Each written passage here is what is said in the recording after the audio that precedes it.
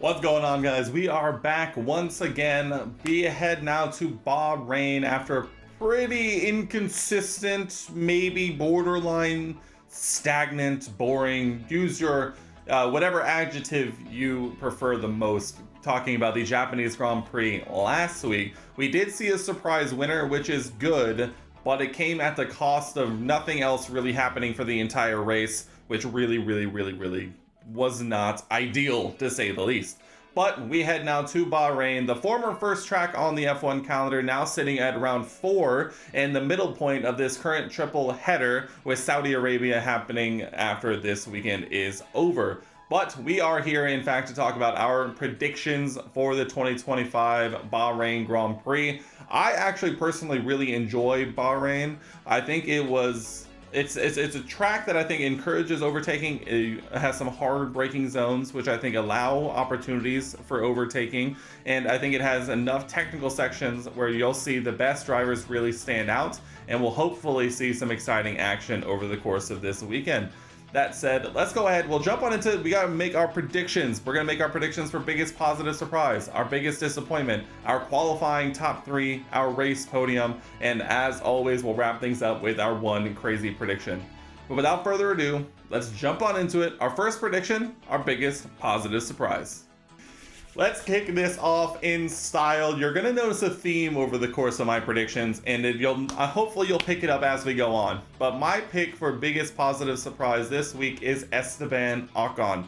Now, after a pretty tepid Japanese Grand Prix, which really saw him struggle in qualifying, ultimately starting the race in P18, he finished it in the exact same position he started P18, much like a lot of the drivers last weekend. But nonetheless, I think it's a bounce back opportunity for Esteban. I think Ollie has shown that that car does have some good pace. The upgraded floor, I think, did get it into a more balanced state. I think Esteban just really needs to get his head around it, and hopefully Bahrain will be the cure which ails him in his current run of form. After the highs of the Chinese Grand Prix, we now have the lows of the Japanese Grand Prix. So maybe, just maybe, Bahrain will find a nice level middle ground, and we'll see him kind of join Ollie, around that, 5th, 6th fastest car area. Obviously, it would be very nice to see, and I think I'm kind of using my opportunity here to say that Haas is back. Hopefully, we'll see. Before we move on to biggest disappointment, if you're interested in joining our community's predictions championship for the entirety of the 2025 season, you can head on over, join the Discord every weekend leading up to the Grand Prix. I'll include your guys' predictions along the bottom of the video if you get it in on time. And worst case scenario, as long as you get it in before the beginning of FP1, you'll have full points entered for the weekend. And over the course of the entire season, we're going to see who can cook up the best predictions when it's all said and done. It's never too late to jump in. We'd love to have you join our small little community. So head to the link down below, join the Discord, and jump in on the action. All right, we're moving on. Biggest disappointment, which has actually been a bit of a disappointment for me. It feels like I've really struggled with my biggest disappointment picks over the course of the season so far, and so we're going a little different this time. That's right, I'm using my powers for good for once, for my own gain. Ollie Behrman is my pick for biggest disappointment, obviously coming off of 2 very good weekends back-to-back in China and Japan, where he scored points in both races. I think I'm going to use this opportunity to test the strength of my powers and will my team to a solid result this week in Bahrain. Is it realistic? I don't care. Is it my Haas hopium? Absolutely. Does it mean Ollie Behrman is finishing on the podium? God, you know it. Haas to the moon. Let's go. Okay, let's try and calm down. The Haas hopium is off the charts right now in my brain. I think it's just because I really enjoyed Ollie's performance last week. Granted, it was just the P10, but at the same time, kind of cooking. And if we can get Esteban to really get up to speed with the car, I think we might be cooking. I'm not talking like top 4 finish, obviously, finish in the constructors, but we're realistically fighting for P5, P6. After last year, I really wanted this year, and so I think we're going to try and use our powers for good, like I said.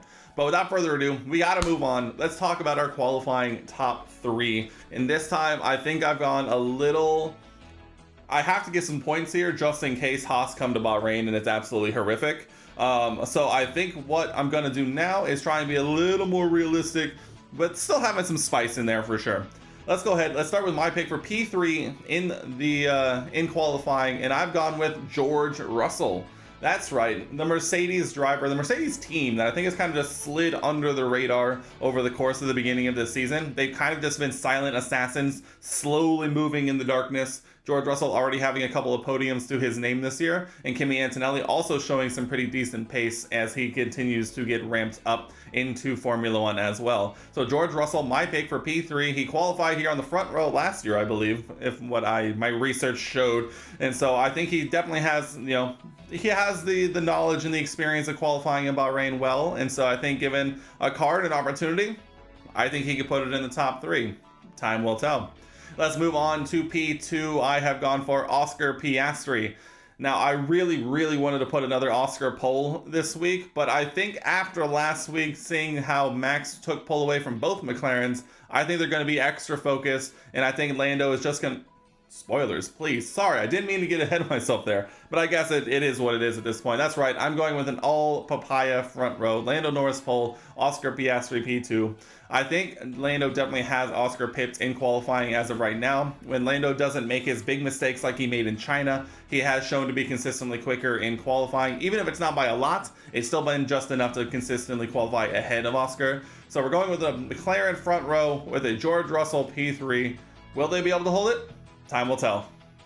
Let's go ahead, let's move on forward and talk about our race podium. That's right, the final results at the end of the weekend itself. Let's go ahead and kick things off in P3, and I think I've nailed it this week, and unfortunately it's going to sound very familiar because George Russell is also my pick for P3 in the podium and in the Grand Prix itself. I think George, if he is able to get a good qualifying session in, the Mercedes definitely looks good enough to hold position, have decent pace over the course of the entire Grand Prix.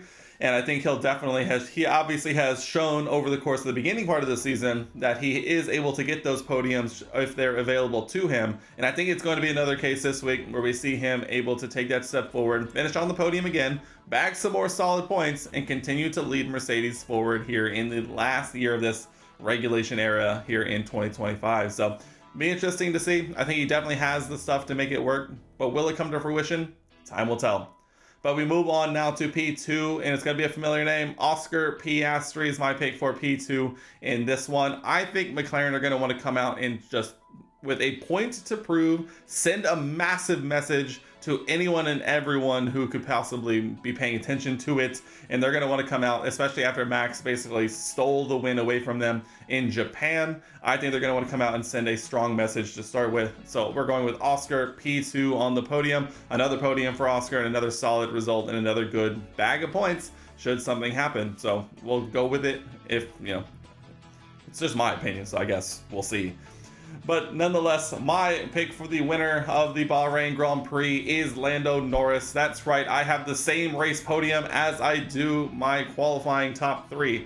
I think this race is going to be made in the upper, the upper midfield down to like the regular midfield. I don't know how much movement there really is at the top of the grid, but that said, it really is going to be week to week how we see it play out from, basically the second Red Bull seat down to like Carlos Sainz Williams. And so I'm excited to see which teams show up this week. We've seen Alpine have some moments, although they've been struggling. We've seen Haas have some moments, although one of them did well and one of them didn't. We've seen Isaac Hadjar perform very well. Alex Albon is on an absolute tear, and Carlos Sainz is really struggling on the other side of the garage. We have the Yuki Tsunoda versus Liam Lawson battle still continuing. We'll see what Yuki can do being his first race, not, after his home race and his first race in Red Bull. So we'll see what he's able to do. So I think that's where the excitement for this race is going to come in, not necessarily at the sharp end of the grid. So I don't know. It just feels like one of those race weekends where the very front is kind of boring, but everywhere else, that's where we could see some fireworks. Last but not least, our final prediction of the video, our one crazy prediction, and it's very on theme. I've gone all in on papaya this weekend. My one crazy prediction is that McLaren will both McLarens, the McLarens as a duo, will finish more than 10 seconds ahead to the next non-McLaren car. So just because I think it is a McLaren 1-2, in my predictions, I think it will be at minimum 10 seconds back to the next car, or in my instance, George Russell in P3. So I think McLaren are going to want to come out and absolutely dominate from the jump. Whether they actually manage to pull it off, we've seen some very interesting strategy calls and some interesting qualifying and race performances so far from McLaren, especially following last week where Max might just have a lot of confidence going into Bahrain. So time will tell. But I think McLaren are going to come out and send a message, and if they're able to get it right, I think there's no reason they shouldn't be able to go into Bahrain and dominate from lights to flag. Well, what do you guys think? Let me know down in the comment section below what you make of my predictions, as well as letting me know what you think is going to happen as well. Guys, that is it. Our predictions are in for the 2025 Bahrain Grand Prix weekend. Bahrain silently and slowly has grown on me as a race weekend. I think when it was the season opener, it garnered a lot of excitement, being the first round, what's going to happen in the year. But sometimes I think the high highs and expectations of it being the first race can kind of offset it if it's not the best race in the world. So I'm very interested to see how it goes as, already into the season, They did obviously have preseason testing there, but a lot of things have already changed from preseason testing. I mean, we saw Carlos Sainz dominating in the Williams at preseason testing, so no one really knows what's going to happen, and I think that's just as exciting as anything else.